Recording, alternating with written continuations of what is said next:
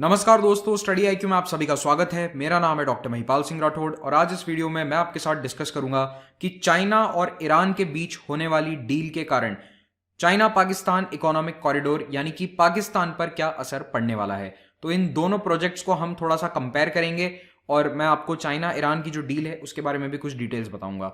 अगर आपने अभी तक स्टडी आईक्यू को सब्सक्राइब नहीं किया है तो सब्सक्राइब बटन पर क्लिक करना ना भूलें और साथ ही साथ बेल आइकन भी जरूर दबाएं। अगर आप मुझसे सोशल मीडिया पर जुड़ना चाहते हैं तो मुझे ट्विटर, इंस्टाग्राम या फेसबुक पर इन आईडीज पर फॉलो कर सकते हैं। मेरे सभी लेक्चर्स के अपडेट्स आपको यहाँ प्राप्त हो जाएंगे और इस टेलीग्राम चैनल से आप पीडीएफ डाउनलोड कर सकते हैं। स्टडी आईक्यू का स्मार्ट कोर्स सिविल सेवा परीक्षा की तैयारी के लिए उपलब्ध है। इस कोर्स को आप हमारी ऐप डाउनलोड करके अवेल कर सकते हैं, तो जल्द से जल्द डाउनलोड कीजिए स्टडी आईक्यू ऐप को और इस कोर्स पर ईएमआई ऑप्शन भी अवेलेबल है। चाइना और ईरान के बीच $400 बिलियन की एक बड़ी डील होने जा रही है। यह समझौता न केवल व्यापारिक होगा बल्कि इसमें कुछ सिक्योरिटी एस्पेक्ट भी होने वाले हैं। अब यह डील देखो ऑफिशियल नहीं हुई है अभी तक, लेकिन इसका एक डॉक्यूमेंट मीडिया में लीक हो गया था लास्ट वीक और ऐसा माना जा रहा है कि यह डील ऑलमोस्ट फाइनल हो चुकी है, बस इस पर साइन होना बाकी है। तो इसके कारण चाइना पाकिस्तान इकोनॉमिक कॉरिडोर एक तरह से ओवरशैडो हो रहा है। ये डील सीपीईसी से लगभग 7 गुना बड़ी है साइज में, तो इसीलिए ऐसा माना जा रहा है कि पाकिस्तान की बजाय अब ईरान के ऊपर चाइना का फोकस ज्यादा रहने वाला है। इस डील में चाइना को क्या मिलेगा? आने वाले 25 सालों तक ईरान से क्रूड ऑयल और गैस की सप्लाई, वो भी डिस्काउंटेड प्राइसेस पर। आप जानते ही होंगे कि ईरान पर अमेरिका ने सैंक्शंस लगा रखे हैं, इसीलिए ईरान कई देशों को अपना क्रूड ऑयल नहीं बेच पा रहा है, उसे बहुत समस्या हो रही है अपना तेल बेचने में। तो अब चाइना ने उसकी इस परेशानी को सॉल्व कर दिया है और अगले 25 सालों तक ईरान से क्रूड ऑयल खरीदने का यह समझौता किया जाएगा। ये डील जनवरी 2016 में प्लान करी गई थी, जब चाइना के राष्ट्रपति शी जिनपिंग ईरान की यात्रा पर गए थे, लेकिन उस समय ये डील फाइनल नहीं हो पाई due to some reason.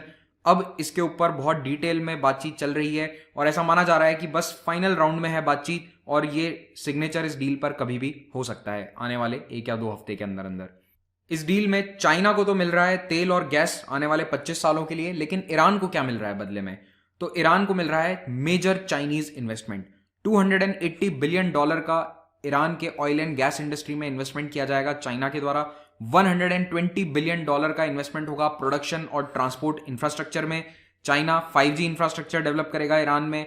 Banking, telecommunication, port, railway और अन्य कई सेक्टर्स में इन्वेस्टमेंट किया जाएगा। लेकिन इन सभी बातों में भारत के लिए सबसे इंपॉर्टेंट फैक्ट यह है कि चाइना ईरान में एक नया पोर्ट डेवलप करेगा। अब major port development project will be undertaken और ये पोर्ट स्ट्रेट ऑफ हॉर्मुज पे ही होने वाला है और प्रोबेबली ये बंदर ए जास्क होगा। जास्क नाम का शहर है, वहां का बंदरगाह डेवलप किया जाएगा, जस्ट लाइक ग्वादर इन पाकिस्तान। आइए इस बंदरगाह को एक बार मैप में देख लेते हैं हम। तो अभी गल्फ ऑफ ओमान के ऊपर भारत चाबहार पोर्ट के डेवलपमेंट में ईरान का साथ दे रहा था और यहां पर चाइना ऑलरेडी ग्वादर पोर्ट को डेवलप कर चुका है पाकिस्तान में। आप देखेंगे ग्वादर और चाबहार ज्यादा दूर नहीं है और इसी चाबहार से थोड़ा सा आप स्ट्रेट ऑफ हॉर्मुज की तरफ बढ़ेंगे, ये स्ट्रेट्स ऑफ हॉर्मुज है, तो यहां पर हमें दिखेगा बंदर ए जास्क। तो जास्क नाम का ये पोर्ट अब चाइना डेवलप करेगा। प्रोबेबली यही बड़ा पोर्ट होगा जो चाइना के द्वारा डेवलप किया जाएगा और ये गल्फ ऑफ ओमान के और स्ट्रेट ऑफ हॉर्मुज के मुहाने पर स्थित है। अब बंदर ए जास्क के डेवलपमेंट का मतलब क्या है कि देखिए ग्वादर की इंपॉर्टेंस थोड़ी सी कम हो जाएगी, क्योंकि अभी सीपीईसी के तहत पाकिस्तान क्या करता है कि डायरेक्टली उसने नेटवर्क बनाने की कोशिश करी है चाइना के जिंगजियांग से, पीओके से होते हुए पाकिस्तान को क्रॉस करते हुए ग्वादर तक, और ग्वादर से जहाज आगे कंटेनर्स मूव करते हैं टुवर्ड्स अफ्रीका एंड यूरोप। लेकिन अब बंदर ए जास्क आने के बाद चाइना के पास एक ऑल्टरनेटिव आ जाएगा ग्वादर का। कुछ मीडिया रिपोर्ट्स ये भी कह रहे हैं कि बंदर ए जास्क के अलावा ईरान एक आइलैंड पूरा चाइना को दे देगा और वो प्रोबेबली होगा ये किश आइलैंड।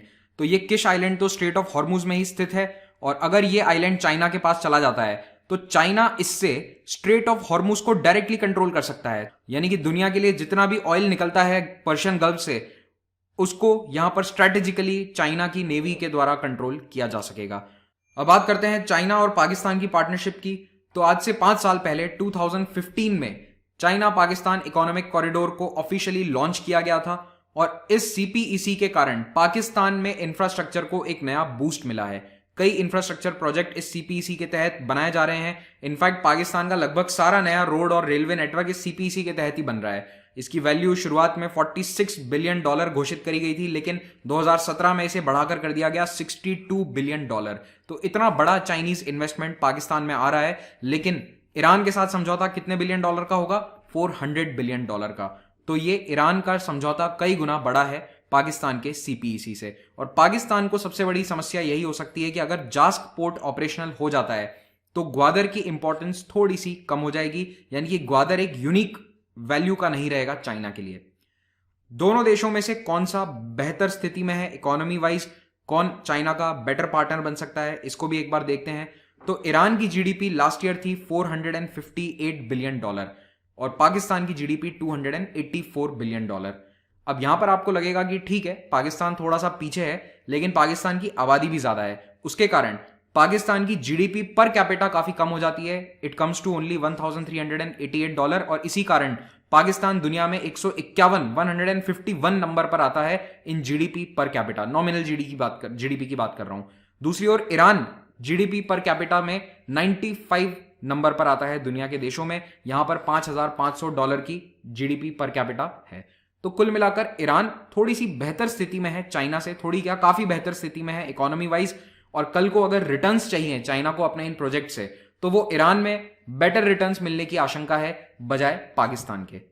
लेकिन कुछ एक्सपर्ट्स ये भी कह रहे हैं कि सीपीईसी और चाइना पाकिस्तान के रिलेशन पर इस ईरान चाइना डील से कोई फर्क नहीं पड़ने वाला है, कोई असर नहीं पड़ने वाला है।